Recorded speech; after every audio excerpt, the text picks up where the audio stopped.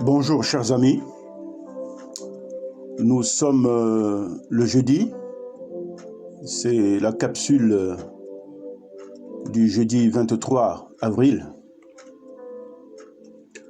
Je voudrais vous partager un secret de la vie chrétienne que beaucoup de chrétiens ne connaissent pas et malgré leur bonne volonté, leur vie chrétienne reste anémiée. Permettez-moi de partir de ce verset car nous sommes toujours au lendemain de la résurrection de Jésus. Ce verset est extrait de l'Épître aux Romains, chapitre 6, verset 5, je le lirai l'occasion de le développer un jour. En effet, si nous avons été unis à lui par une mort semblable à la sienne, nous le serons aussi par une résurrection semblable à la sienne. Waouh! Dieu me dit ce matin de te dire que tu n'es pas encore pleinement entré dans la vie de la résurrection. Pour la simple raison que tu n'es pas totalement mort de Christ aux choses du monde. Le diable aime avoir une influence sur nos vies si certains domaines de notre vie ne sont pas soumis à l'autorité de Christ. Mais qu'est-ce que c'est qu'une vie soumise à l'autorité de Christ? Est-ce que c'est simplement l'obéissance à un verset? Ne pas commettre l'adultère, ne pas voler, ne pas mentir? On peut ne pas le faire. Mais ça s'appelle la morale. Ce n'est pas encore la vie chrétienne. Alors, si tout cela s'appelle simplement la morale, pas la vie chrétienne, mais qu'est-ce que c'est que la vie chrétienne alors? Comme le nom l'indique, la vie chrétienne, c'est la vie de Christ en nous.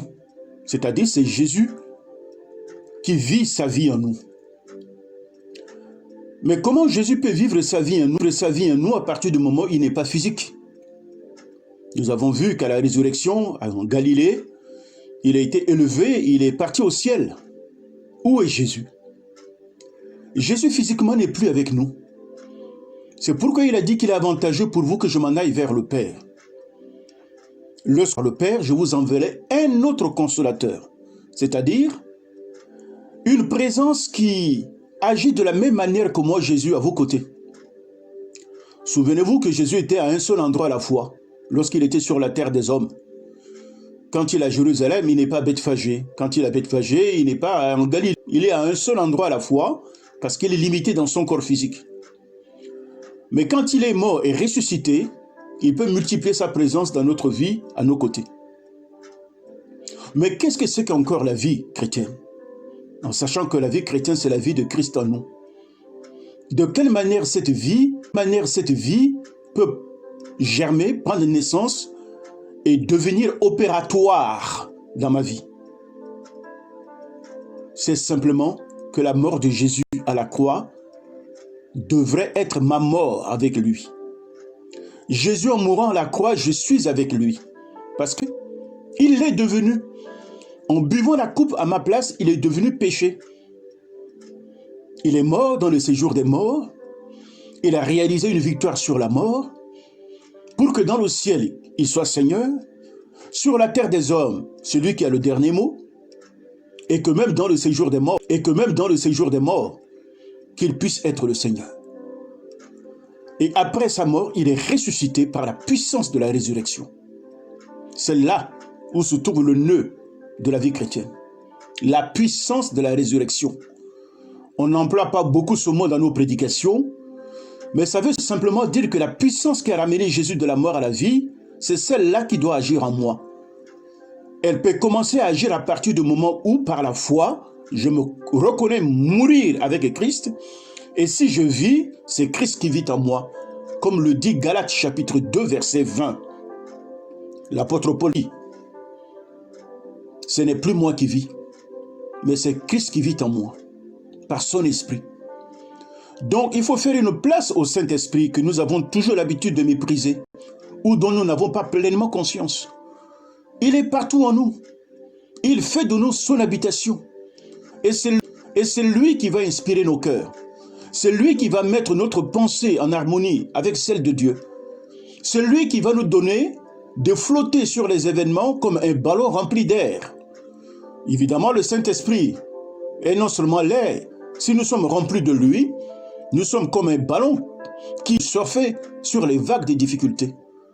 Je n'ai pas dit que les difficultés ne seront pas là. Ils seront là.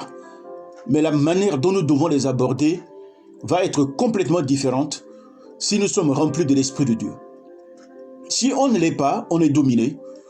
On fait de Dieu un moyen pour atteindre un but. Mais de l'Esprit de Dieu, Dieu devient le but que nous devons atteindre. C'est lui qui fait l'objet de notre recherche. Voilà le secret de la vie chrétienne.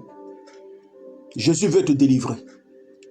Vous savez, dans l'ancien temps, quand quelqu'un est esclave d'un maître, il y a 4 façons pour lui de se libérer.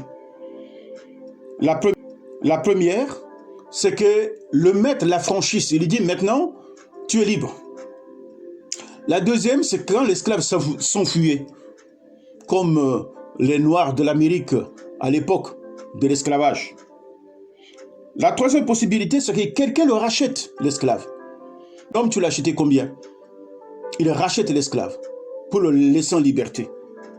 Et la quatrième possibilité est que cet esclave, pour être libre, qu'il soit mort. Qu'il soit mort. Mais la première possibilité, tu ne peux pas l'avoir.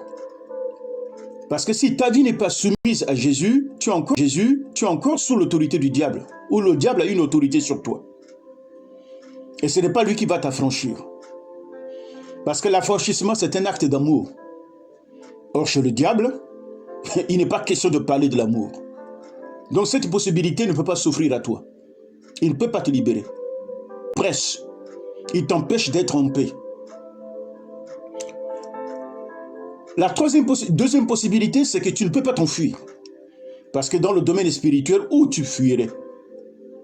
Où tu fuirais? Tu ne peux pas. Il te poursuit. Et la seule possibilité qui te reste, c'est la troisième et la quatrième. C'est-à-dire que quelqu'un te rachète ou que tu meurs. Et ces deux réalités, vérités spirituelles, s'imbriquent. Te racheter et mourir veut dire la même chose. Mourir en Christ, car c'est lui qui est venu du ciel pour te racheter la justice de Dieu. Et c'est vers lui que tu dois te ranger. Obéis à Christ. Il a souffert pour toi. Tu ne peux pas mettre du côté de l'adversaire. Beaucoup de chrétiens développent le syndrome de Stockholm, c'est-à-dire, ils sont du côté de celui qui les fait souffrir. Mais sois du côté de Jésus qui veut te délivrer. Sois du côté de Jésus. Et t'a tendu la main. Et c'est sa délivrance qui sera ta délivrance. Sa mort est ta mort, sa résurrection est ta résurrection. Et à partir de ce moment, l'essence, le carburant, l'énergie de la vie chrétienne se met en régime. Et c'est cette vie qui va te donner d'être victorieux ou victorieuse en toutes circonstances, pour la gloire de Christ. Voilà ce message. Seigneur, donne à tes enfants de comprendre et de pénétrer de la puissance de la résurrection qui n'est plus un mystère, parce que Christ est mort, ressuscité, et toi, Dieu, tu l'as élevé à ta droite. Et avec Christ, je suis établi dans le lieu élevé. Nous bénissons ton Saint-Nom, pour mes frères bien-aimés, dans le nom de Jésus notre Seigneur, bien-aimé. Amen.